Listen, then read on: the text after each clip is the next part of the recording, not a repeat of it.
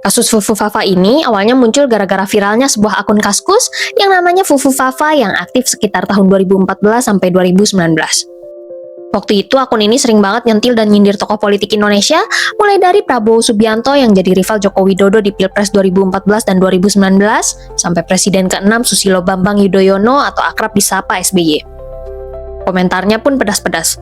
Ada yang nyerempet keluarga Prabowo dan ada juga yang sarkas soal partai politik. Tapi belakangan, begitu Prabowo dan Gibran terpilih sebagai presiden dan wakil presiden periode 2024-2029, kasus Fufu Fafa ramai dibicarakan dan dituding berkaitan dengan Wapres Gibran. Alasannya karena ada dugaan kesamaan email dengan bisnis catering Gibran, yaitu Cili Pari. Meskipun Gibran membantah tuduhan itu, nyatanya publik masih terus berasumsi bahwa Fufu Fafa itu memang akun milik putra sulung mantan Presiden Joko Widodo tersebut. Tapi yang mau kita bahas hari ini bukan kasus Fufu Fafa, melainkan soal kasus-kasus sejenis di negara lain di mana tokoh politik bisa saling menghina pada awalnya, tapi dipersatukan karena kepentingan tertentu. Hai penjelajah waktu, selamat datang di Labirin Sejarah, tempat di mana masa lalu tidak pernah benar-benar berlalu. Bersiaplah untuk menyusuri lorong-lorong waktu dan menemukan cerita-cerita yang tersembunyi di balik tirai sejarah. Kita mulai dari hubungan Donald Trump dan Lindsey Graham di tahun 2015-2016, masa pemilihan Presiden Amerika Serikat. Waktu itu, Lindsey Graham ini termasuk salah satu pengkritik paling keras Donald Trump. Dia bahkan terang-terangan menuduh Trump sebagai orang yang suka mainkan sentimen rasial, anti-imigran, dan fanatik agama. Graham juga nggak sungkan menyebut Trump bodoh dan gila. That he's a jackass. Saking tajamnya, dia sampai bilang kalau Partai Republik bakal hancur kalau nekat mengusung Trump jadi calon presiden. Singkatnya, hubungan mereka itu benar-benar kayak air sama minyak yang nggak bisa dipersatukan. Tapi disinilah plot twist-nya. Begitu Trump menang dan resmi jadi presiden, sikap Lindsey Graham berubah 180 derajat. Dari yang tadinya paling keras mengkritik, tiba-tiba dia berubah jadi pendukung setia, bahkan jadi salah satu pembela utama Trump di Senat. Somebody asked me, am I embarrassed about Trump? I have never been more proud of the president. Mereka mulai sering main golf bareng dan Graham dengan lantang membela kebijakan-kebijakan Trump, terutama soal keamanan nasional dan imigrasi. Perubahannya ini drastis banget dan bikin banyak orang geleng-geleng kepala. Publik dan media pun langsung bereaksi. Banyak yang langsung memberi cap Graham sebagai bunglon politik alias pelin-pelan atau oportunis yang cuma cari aman buat dirinya sendiri. Perilakunya ini dianggap pengkhianatan, apalagi mengingat sahabat dekatnya John McCain tetap konsisten mengkritik Trump sampai akhir hayatnya. Tapi di mata pendukung Trump yang loyal, dukungan Graham justru bikin dia makin disukai. Dampaknya buat Graham? Di satu sisi, strateginya ini berhasil. Dia tetap bisa mempertahankan kursinya di Senat dan makin populer di kalangan pemilih Republik di South Carolina. Tapi di sisi lain, citranya sebagai senator yang independen dan berprinsip jadi ternoda, terutama di mata pemilih moderat yang tadinya menghormati dia. Jadi, strategi ini bawa untung sekaligus buntung buat Graham. Dari Lindsey Graham dan Trump, sekarang kita pindah ke Lula dan Geraldo Alckmin. Waktu itu, Geraldo Alckmin dari Partai Sosial Demokrat Brasil menantang Presiden incumbent Lula dari Partai Buruh di pemilu Brasil tahun 2006. Debat mereka panas banget. Saling serang kebijakan, bahkan nyenggol urusan pribadi. Salah satunya, dikutip dari Emol alias El Mercurio Online tanggal 8 Oktober 2006, Alckmin secara terang-terangan menyebut Lula pembohong dan tidak bermoral di depan publik. Mereka berdua jadi simbol dua kubu politik yang beda banget. Intinya, mereka musuh politik yang jelas-jelas berseberangan. Lula waktu itu akhirnya menang di putaran kedua dengan perolehan suara 60%. Terus kita lompat ke tahun 2022, disinilah plot twist-nya. Bukan cuma berdamai, mereka malah jadi satu tim. Geraldo Alckmin yang dulu rivalnya Lula justru maju sebagai calon wakil presidennya.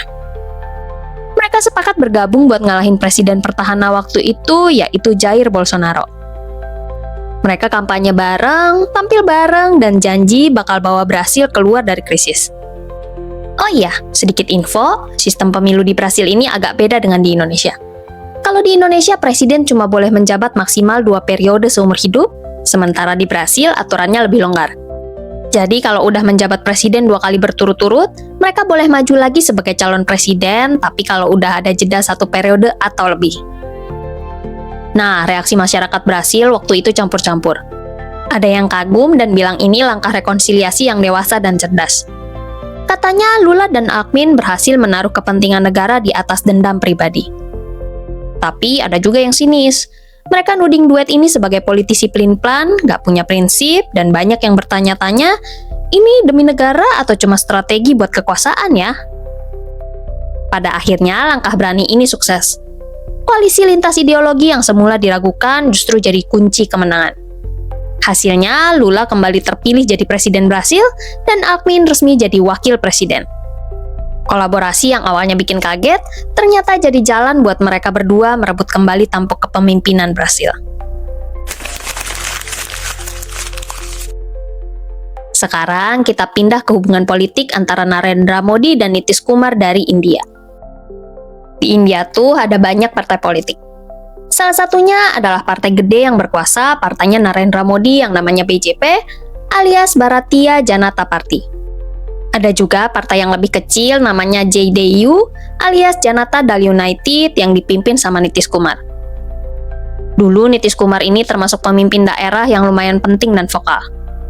Dia pernah jadi kepala pemerintahan provinsi, kalau di India namanya Chief Minister, yaitu semacam gubernur kalau di Indonesia.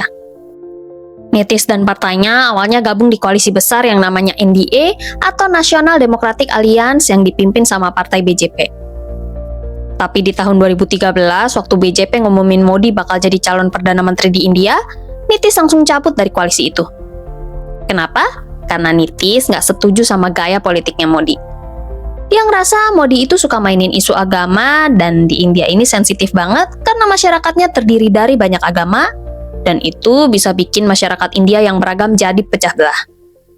Jadi waktu itu Nitish nggak mau kompromi, milih keluar dari koalisi dan jalan sendiri sama partainya. Tapi politik itu emang penuh kejutan. Setelah beberapa tahun, Nitish Kumar akhirnya balik lagi ke koalisi NDA yang dipimpin sama BJP. Dia bahkan jadi pendukung setia Modi dan ikut ngampanyein kebijakan-kebijakannya. Perubahan ini terjadi bertahap. Misalnya pada tahun 2017. Setelah keluar dari NDA tahun 2013, Nitish kembali bergabung ke NDA karena konflik internal dengan sekutunya waktu itu. Terus tahun 2024 dia sekali lagi balik ke NDA setelah sempat keluar dan bergabung dengan aliansi oposisi. Nitish sendiri ngaku kalau dia pernah ngelakuin kesalahan dengan ninggalin NDA dan sekarang dia berjanji setia kepada Modi. Bahkan dalam sebuah kampanye besar, Nitish sampai minta massa berdiri dan kasih standing ovation buat Modi. Itu nunjukin betapa dekatnya mereka sekarang. Dan karena Nitish yang suka bolak-balik keluar dan balik ke aliansi NDA, masyarakat dan media sampai ngejulukin dia palturam yang artinya kurang lebih si pelin-pelan atau si tukang balik arah. Lawan politik Nitish juga bilang kalau dia itu oportunis yang cuma nyari keuntungan politik buat pertahanin kekuasaannya sebagai Chief Minister Bihar. Tapi ada juga yang muji Nitish sebagai politisi yang realistis dan pragmatis. Di satu sisi, Nitish bisa mempertahankan kekuasaannya sebagai Chief Minister. Tapi di sisi lain, reputasinya sebagai pemimpin yang konsisten dan berprinsip jadi ternoda. Banyak pemilih moderat dan independen yang mungkin kecewa sama sikapnya yang pelin-pelan. Tapi buat basis pendukungnya di Bihar, kolaborasi sama BJP malah membawa manfaat kayak proyek pembangunan dan kebijakan sosial yang didukung sama pusat. Jadi hubungan Modi dan Nitish ini contoh klasik tentang gimana politik itu dinamis banget, hari ini ribut, besok bisa jadi sohib. Nitish mungkin kehilangan citra sebagai pemimpin yang berintegritas, tapi dia berhasil mempertahankan kursinya dan bahkan memperkuat posisinya berkat dukungan Modi. Buat politik India, kolaborasi mereka nunjukin kalau aliansi dan koalisi itu bisa berubah-ubah tergantung situasi, dan yang penting adalah siapa yang bisa bertahan di puncak.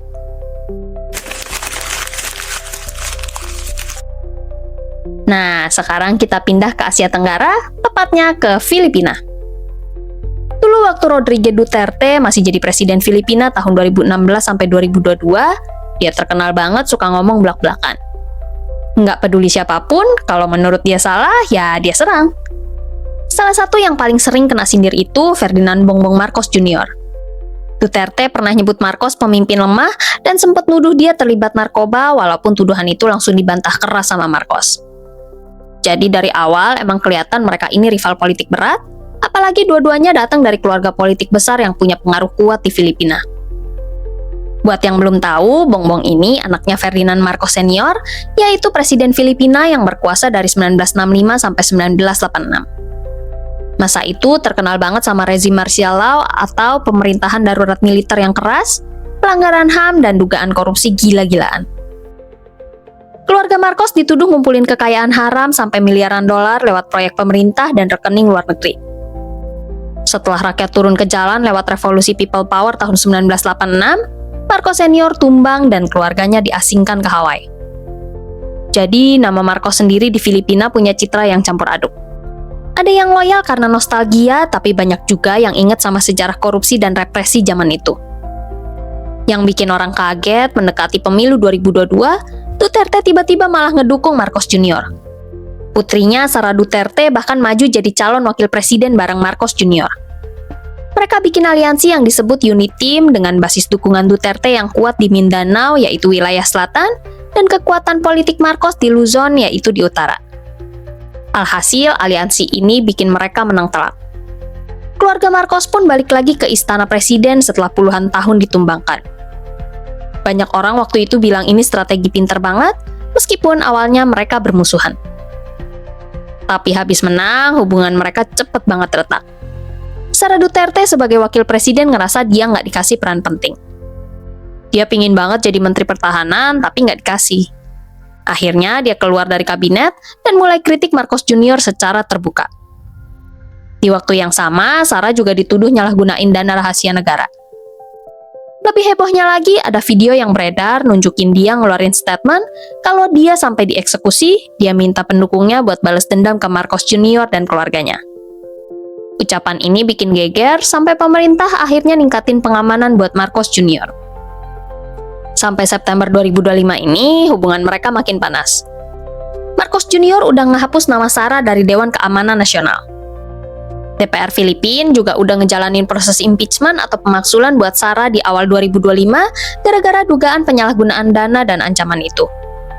Tapi Mahkamah Agung Filipina menyatakan impeachment itu nggak sah. Sara sendiri bilang dia nggak punya dendam pribadi ke Marcos Jr., tapi dia kecewa sama kinerjanya. Di sisi lain, Marcos Jr. ngomong di media kalau dia sebenarnya terbuka buat berdamai lagi dengan keluarga Duterte karena dia butuh teman dan bukan musuh. Singkatnya, hubungan Duterte dan Marcos Jr. ini kayak drama telenovela. Dulu musuhan, terus jadi sekutu, sekarang balik lagi musuhan. Aliansi mereka di Pilpres 2022 sukses menang, tapi jelas lebih karena ambisi kekuasaan daripada kepentingan rakyat. Mirisnya, Marcos Jr. jelas berasal dari keluarga yang terkenal koruptor, tapi keluarga Duterte masih mau dukung dia demi strategi politik. Rakyat Filipina pun cuma bisa nonton drama ini sambil mikir, kapan politik di negara mereka bakal berhenti dikuasai dinasti dan mulai fokus ke masalah yang dihadapi rakyat.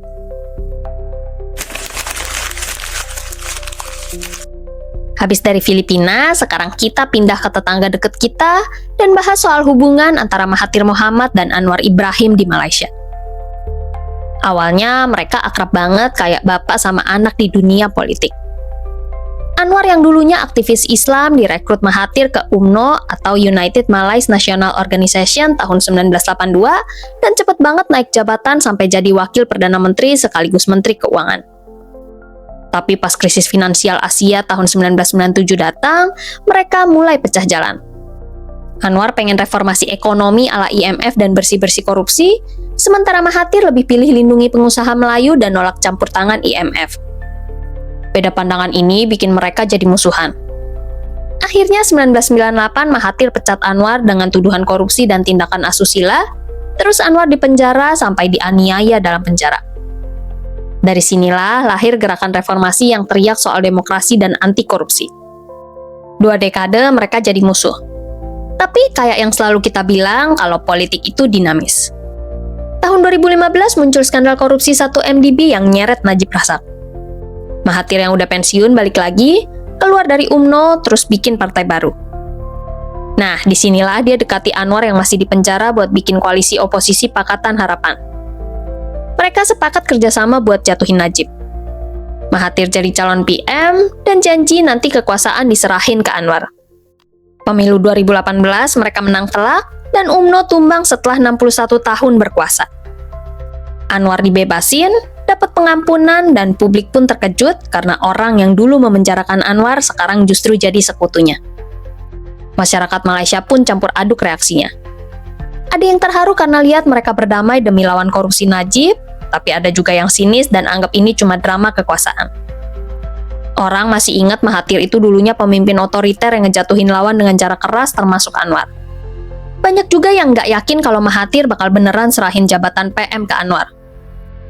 Dan bener aja, damai mereka nggak bertahan lama. Setelah menang, konflik lama bersemi kembali. Mahathir nggak kunjung nyerahin kekuasaan ke Anwar dengan alasan karena Anwar belum punya dukungan mayoritas.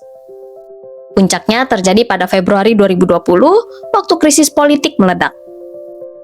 Mahathir mendadak mengundurkan diri, koalisi pemerintahan pecah, dan Malaysia kembali masuk ke pusaran politik yang kacau. Dari situ, Muhyiddin Yassin naik jadi Perdana Menteri, dan UMNO perlahan kembali berkuasa. Baru pada tahun 2022, setelah serangkaian manuver politik yang panjang, Anwar akhirnya bisa jadi Perdana Menteri. Akhirnya, cerita Mahathir Anwar ini jadi pelajaran besar. Rekonsiliasi mereka sempat bikin rakyat Malaysia penuh harapan, terutama setelah jatuhnya rezim korup Najib. Tapi karena perbedaan pandangan dan luka lama yang belum sembuh, ujungnya malah bikin politik Malaysia tambah goyah. Reformasi jadi mandek, ekonomi melambat, dan masyarakat makin terbelah. Intinya, dalam politik, tanpa kepercayaan, koalisi sehebat apapun gampang runtuh. Nah, kalau kita lihat cerita-cerita politik kayak tadi, ada pola yang kelihatan jelas. Niat dan motivasi si politisi itu penting banget. Orang-orang sekarang udah kayak detektif, karena mereka bisa ngerasain apakah perubahan sikap itu tulus atau cuma akal-akalan. Kalau mereka ngerasa ini demi kepentingan yang lebih besar, ya publik bisa terima. Contohnya kayak Lula sama Alckmin di Brasil. Dulu mereka musuhan, tapi akhirnya bersatu buat ngelawan Bolsonaro yang dianggap ancaman buat demokrasi. Orang ngelihat itu visioner dan bukan cuma cari posisi. Tapi kalau kelihatannya cuma mau cari kursi atau kekuasaan, ya siap-siap aja dicap plan atau pengkhianat. Nitish Kumar di India contohnya. Dia bolak-balik pindah koalisi dari lawan Modi jadi dukung Modi, terus balik lagi jadi oposisi. Publik sampai julukin dia palturam alias si tukang balik arah. Terus hasil nyata mereka setelah bersatu juga penting. Kalau koalisi mereka bikin negara lebih stabil dan kebijakannya jalan, publik bisa maafin. Balik lagi kita pakai contoh Lula dan Alckmin yang berhasil menang pemilu dan bentuk koalisi solid. Tapi kalau ujung-ujungnya malah bubar jalan, ya citra negatifnya makin lengket. Mahathir dan Anwar contohnya. Awalnya manis, tapi akhirnya pecah dan bikin Malaysia justru jadi nggak stabil. Konsistensi juga jadi kunci. Publik masih bisa nerima perubahan sikap kalau si tokoh benar-benar konsisten sama sikap barunya. Tapi kalau hari ini dukung, besok nyerang lagi, ya orang makin sinis. Kayak Nitish Kumar tadi yang bikin orang jadi bingung dia sebenarnya mau dukung siapa sih? Awalnya perubahan sikap gini pasti viral. Media dan netizen bakal bongkar video lama waktu si tokoh nyerang lawannya. Contohnya, Lindsey Graham dulu nyebut Trump gila, malah jadi pendukungnya. Media Amerika langsung putar ulang klip-klip lamanya. Lawan politik juga bakal langsung nyerang dan nyindir kalau dia nggak punya prinsip. Tapi dalam jangka panjang, kalau setelah aliansi pemerintahan mereka benar-benar bagus dan rakyat ngerasain manfaatnya, citra negatif ini bisa hilang pelan-pelan. Kayak ceritanya Nelson Mandela sama Frederick Willem de Klerk. Dulu mereka berseberangan pas era apartheid, tapi akhirnya mereka malah kerjasama buat ngehentiin sistem itu dan bawa Afrika Selatan ke arah demokrasi. Mereka berdua bahkan sampai dapat Nobel Perdamaian karena itu. Akhirnya, orang juga lama-lama bakalan lupa sama permusuhan mereka yang dulu. Intinya, kepercayaan itu mata uang paling gede di politik. Balik arah demi kepentingan bangsa masih bisa dimaafin asal hasilnya nyata. Balik arah cuma buat rebut kekuasaan, publik sekarang udah nggak bisa dibodohin lagi. Citra politik itu kayak tabungan. Dibangun lama, tapi bisa ludes dalam semalam kalau kelihatan serakah. Terus korelasinya sama Fufu Fafa di Indonesia apa? Jikalau Fufu Fafa itu beneran akun milik Gibran, kasus Gibran sama Prabowo itu mirip banget sama cerita Duterte sama Marcos Junior di Filipina. Dulu kan ada jejak-jejak sindiran dan kritik, tapi ujung-ujungnya malah gabung di satu kubu demi kalkulasi politik dan keberlanjutan. Jadi nggak heran kalau sebagian orang jadi skeptis dan kerap mengungkit kasus ini. Nah, sekarang gimana keberhasilan koalisi Prabowo-Gibran ini yang bisa ngebuktiin apakah mereka ini cuma oportunis atau justru jadi bukti nyata keberhasilan dari rekonsiliasi politik? Balik arah politik itu sebenarnya nggak otomatis jelek. Bisa kelihatan munafik, bisa juga kelihatan dewasa. Semua tergantung gimana hasil akhirnya dan gimana mereka framing cerita itu ke publik. Kalau hasilnya positif, orang gampang lupa hinaan lama. Tapi kalau gagal, ya hinaan lama bakal jadi senjata politik yang diputar terus-terusan buat menyerang mereka. Balik lagi, politik itu dinamis. Nggak ada kawan atau lawan abadi.